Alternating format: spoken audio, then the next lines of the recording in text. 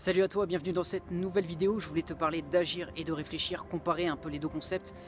La réflexion, ça va nous faire perdre du temps, ça va nous amener à être statique, on ne va pas créer de changement. Donc tu te doutes bien que c'est l'action qui va te permettre vraiment d'avancer. Donc j'aimerais analyser tout ça, ensuite qu'on prenne conscience de notre situation actuelle, ce qu'on est en train de faire, qu'on prenne conscience de nos comportements pour ensuite créer le changement. La première chose dont je voulais te parler, c'est le fait de collecter des informations. En fait, on va avoir tendance, quand on a ce comportement et quand on collecte des informations de manière exagérée, on va être perfectionniste. On va se dire, je dois tout savoir, je dois avoir toutes les connaissances pour enfin agir. Et ça nous fait perdre du temps, ça nous paralyse. Donc ça peut être aussi le confort. En tant qu'être humain, on a tous envie de ne pas prendre de risques. C'est notre mental qui va nous pousser à faire ça. En fait, notre mental, il veut qu'on survive. Il ne veut pas forcément nous permettre de progresser. Donc ça, il faut le prendre en compte. Et moi, ce que je préconise, c'est de vraiment être simple. C'est-à-dire qu'à chaque fois que tu as un concept dans n'importe quel domaine, je pense que ce qui est important, c'est de le comprendre les grandes lignes, les fondamentaux, et ensuite de passer à l'action, sans trop de détails, parce que, encore une fois, tu vas être paralysé. Et ensuite, tu passes à ton prochain test, entre guillemets, c'est-à-dire que tu as testé ton action, tu as entrepris ton action, tu as un résultat, et tu passes à la prochaine action, encore et encore, et tu testes, et tu testes. Sans ça, il n'y aura jamais de changement. De toute façon, tu n'auras jamais assez d'informations, peu importe ce que tu vas collecter, parce qu'il y aura un nouveau bouquin, il y aura une nouvelle théorie, tu n'auras jamais assez. Et si tu passes pas à l'action, il n'y aura jamais d'expérience, et donc tu ne vas pas évoluer. Ensuite, c'est important d'arrêter la masturbation mentale. En fait, ça va te faire perdre du temps, ça va pas te mener à grand chose, ça va plutôt te paralyser. C'est comme si je te disais, voilà, lis un bouquin sur ce sujet, et ensuite, il faut que tu retiennes toute l'information et que tu agisses. Tu vas pas y arriver, tu vas être embrouillé, tu vas perdre ton énergie, tu vas être submergé.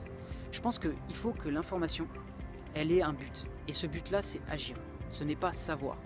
En fait, savoir d'un point de vue intellectuel, ça ne va pas te permettre de faire grand-chose. Ça va te permettre d'avancer des théories, de discuter avec des gens, mais dans la réalité, tu ne vas pas savoir agir.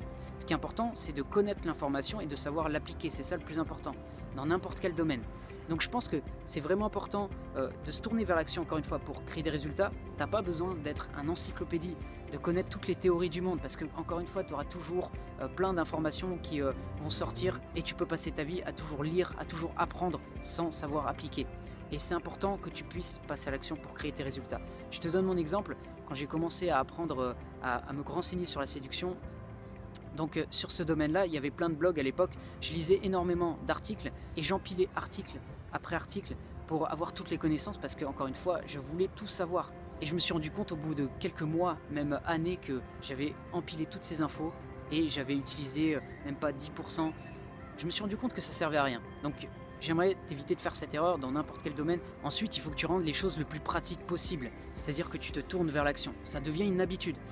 Par exemple, si à l'heure actuelle tu as conscience que tu es plutôt dans le divertissement, dans la collecte d'informations de manière exagérée, tu as des encyclopédies, énormément de théories, tourne-toi vers l'action. Ça va te permettre vraiment d'avancer.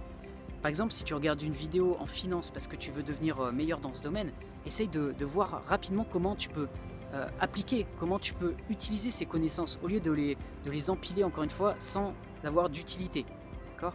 Donc je pense que l'apprentissage, c'est un puzzle. C'est-à-dire que tu vas tester un certain nombre de choses, tu vas voir différentes pièces, et au fur et à mesure, tu vas tout rassembler pour créer un chef-d'œuvre, pour créer un beau tableau, et créer les résultats que tu veux. Donc tourne-toi vers l'application, entreprends rapidement ce que tu veux faire, et c'est ça qui va te permettre d'avancer.